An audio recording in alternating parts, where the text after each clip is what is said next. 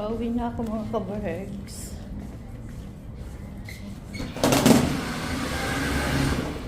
Ay, tuminto na yung ulan. Tignan nyo, maaraw na ngayon. Kaninang umaga pagpasok ko umuulan mga kabarks. Maaraw pero malamig pa din. Pero nalusaw na talaga yung snow. So, pauwi na ako mga kabarks. See? Dala ko na si Isko. Ay, tama, si Isko ito.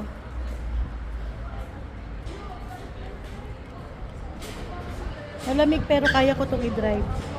Suot lang ako ng sunglass.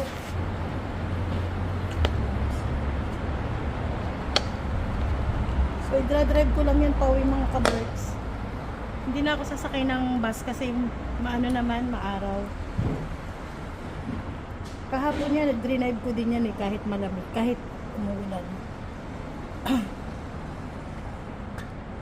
Let's go. Kailangan pa rin natin ng bonnet. Dahil habang tumatakbo yung bike, ay malamig sa tenga.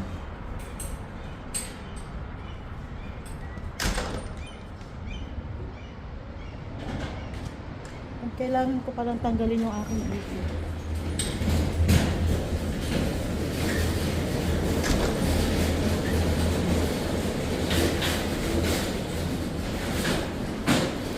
Magsuot ng gloves. Kasi malamig talaga.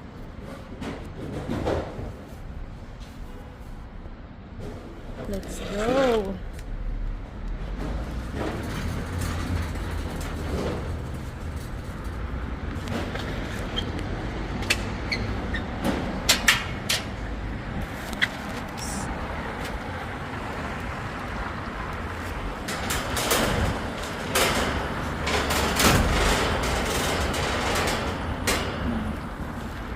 Maganda na yung weather pero malamig pa din.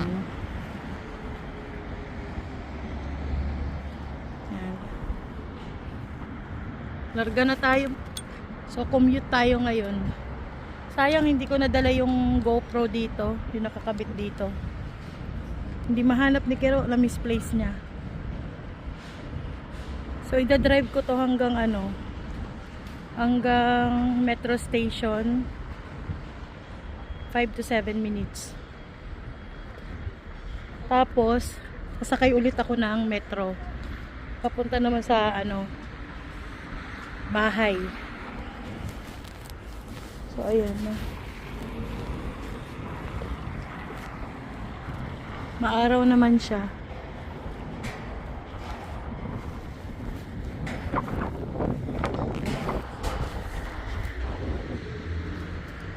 Tara na mga ka-birds.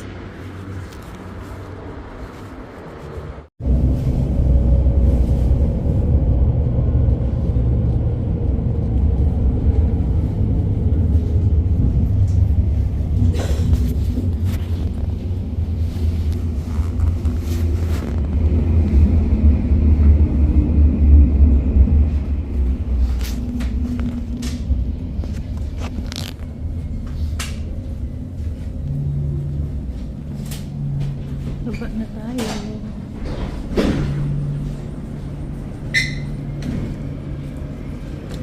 Doon tayo sa Kontola mga ka-birds.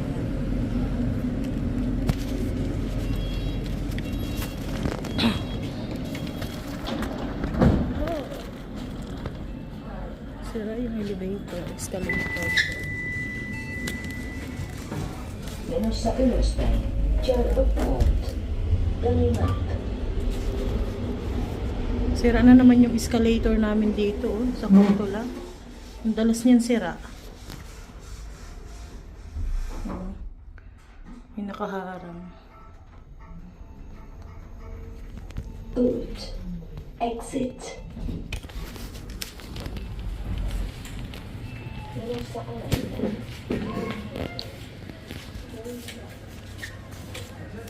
Nakasarado pareho. Uwi na tayo sa bahay muna mga ka-birds. Kita-kits na lang sa bahay.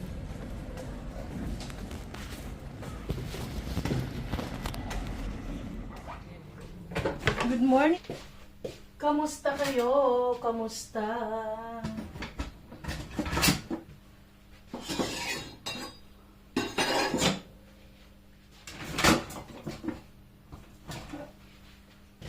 Hindi ko makita yung manipis kong kutsilyo. Siguro tinapon na naman ni Kiro.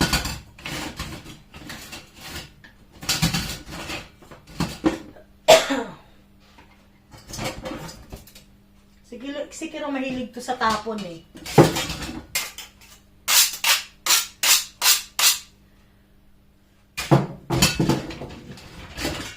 Pagka alam niya nang hindi na gaano gamitin na gamit, tinatapon niya. Magluluto ako ng ampalaya mga kaberks. 3 piraso lang. Yan. Kasi kami lang naman ni Kiro ang kumakain nito madalas. Si Reng madalang. Pero si Sam, hindi talaga siya kumakain nito.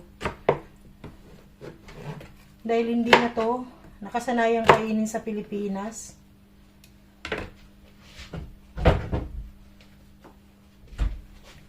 Kumpara mo kay Reng at saka kay Sam, mga kaberks. Si Reng ay sanay sa gulay. Pero si Sam hindi. Pili lang yung gulay na kinakain niya. So baka nagtataka kayo bakit ganito yung itsura ng ampalaya. Dahil ito ay frozen na nabili ko mga kaberks. Frozen na siya at saka para siyang medyo nalaga na. Tsaka wala nang ganyan. Yan. Hinugasan ko lang tapos pinigaan ko. So, igigisa ko lang to. Tapos lalagyan ko ng maraming itlog.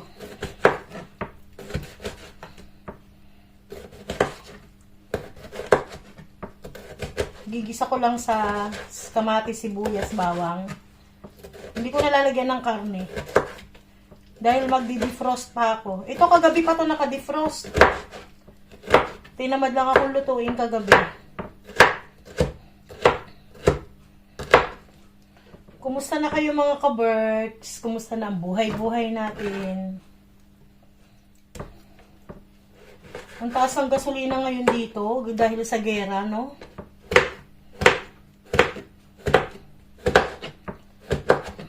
Nung mga nakaraan, 1 euro and 47 cents kada litro. Ngayon ay nasa 2 euro mahigit. Nagre-reklamo na si Kiro. Siguro kung kung convert mo sa peso, 68 ang palitan ng euro ngayon. 68 plus. Minsan nagsi-69 yung palitan ng euro. Times nyo yun sa 247 or 240. Kahapon to, 2 euro and 59 cents. Kulang-kulang, malapit na mag 3 euro. Konti lang pala to. Ganito lang siya. Oh. Anyway, pwede na to. Kami lang naman ni Kiro ang mag-uulam niyan.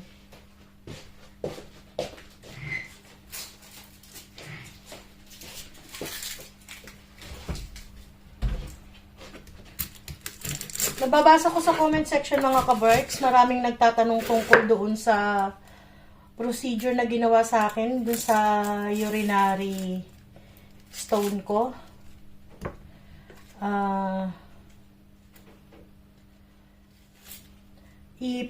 Meron ako mga video nun. May video ako ng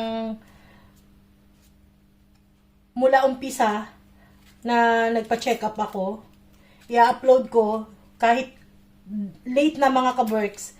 Kasi tinatamad akong mag-edit. I-edit ko.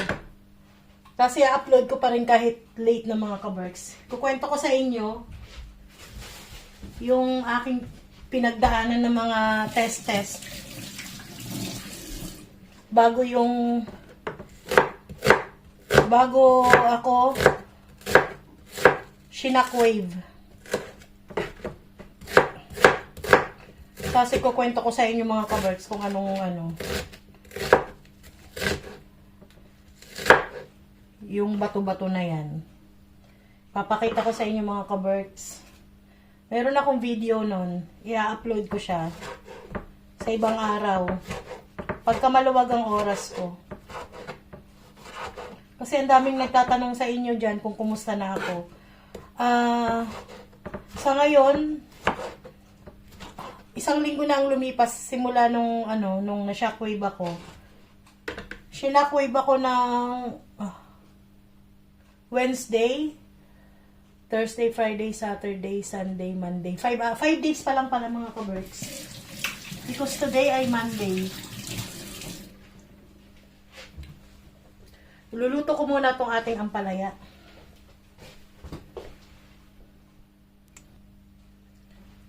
Gisa na natin mga ka-Berks.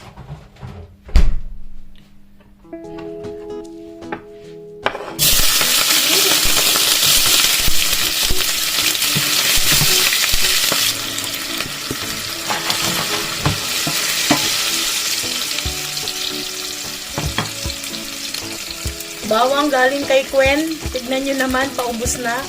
Malakas kami sa bawang mga ka-Berks. Binigay si Gwen sa amin na 2 bote.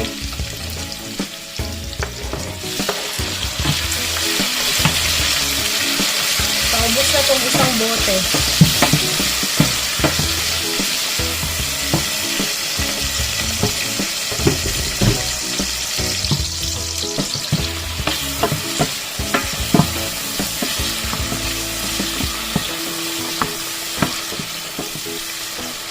Wala akong pangsahog dito sa aking ampalaya na to maliban sa itlog.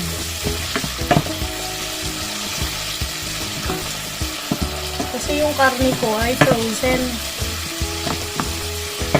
So, ganyan lang siya.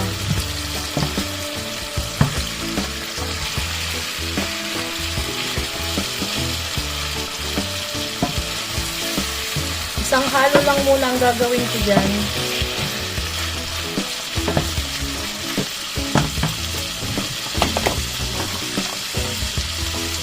Lalagyan ko siyang konting magic. Tsaka konting patis lang.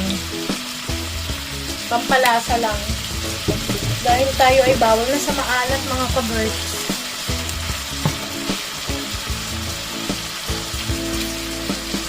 So, tatakpan ko lang muna to hanggang sa maluto yung ating ampalaya.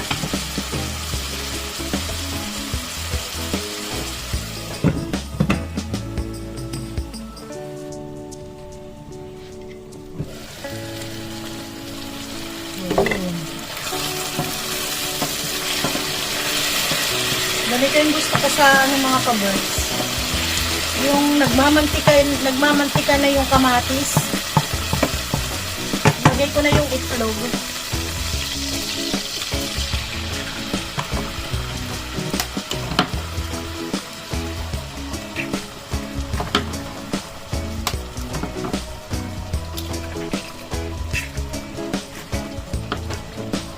Diba?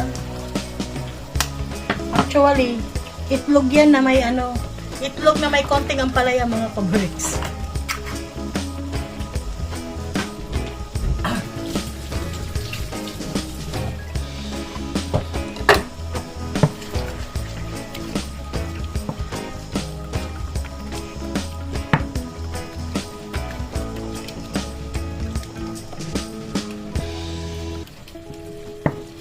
Lutuin lang natin yung itlog na yan. Bago natin lagyan ng tubig.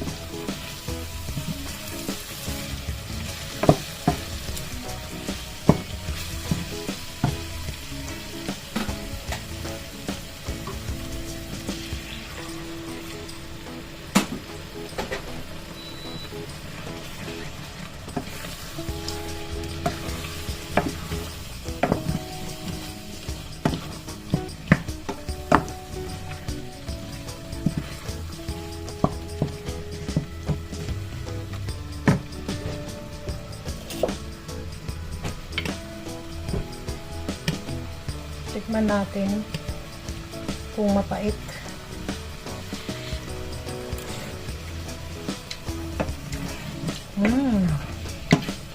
Hindi siya mapait mga ka-Berks.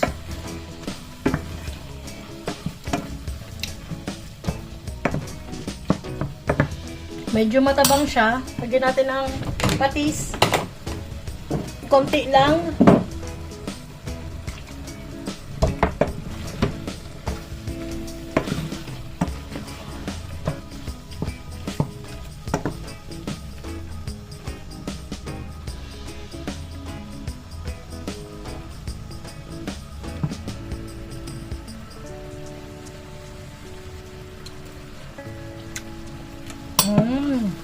Okay na to mga ka-Berks.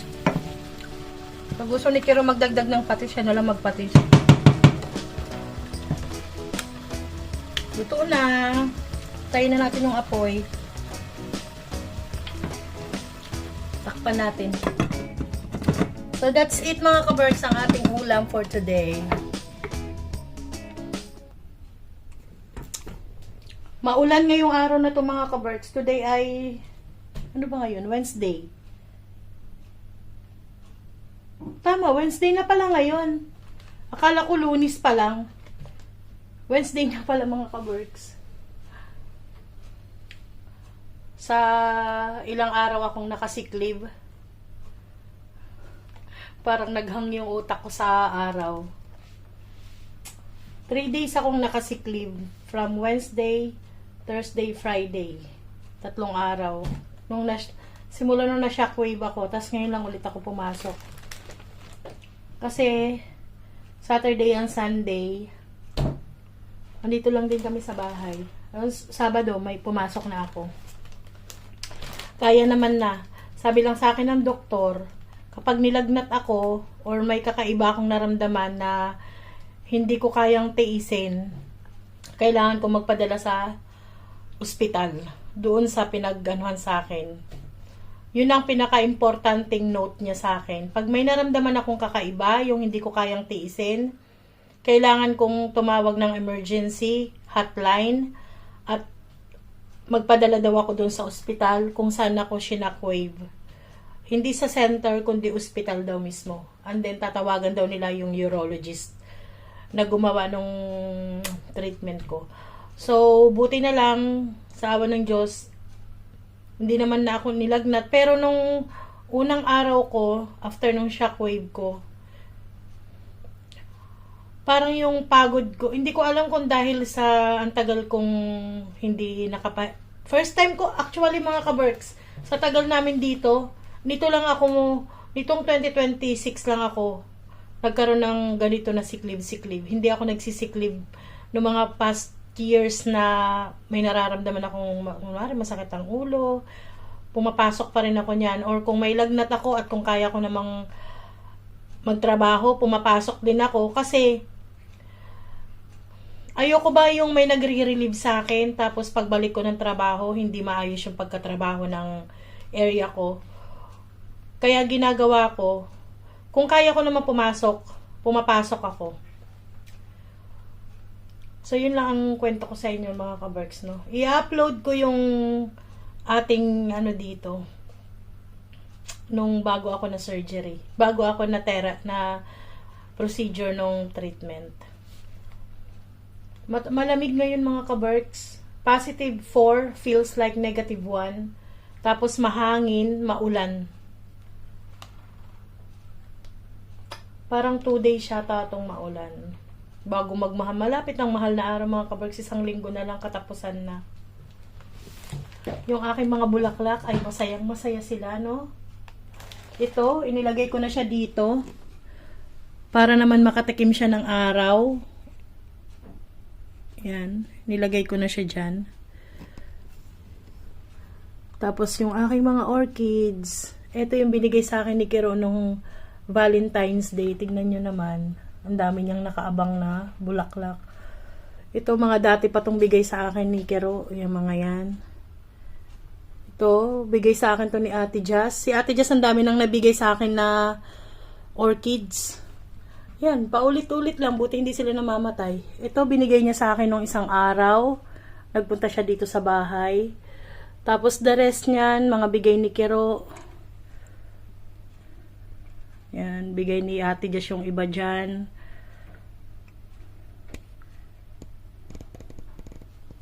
Di ba? Sana makahabol na ng bulaklak yan. Tapos yun, meron pa din. Yan o. Nakaabang.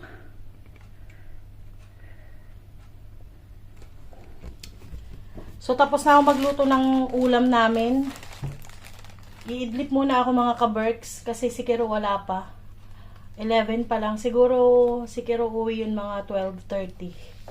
Mga 12:30 nandito na yun sa bahay. Basta bago mag-alauna mga ka-Berks. So, yun lang mga ka-Berks, no?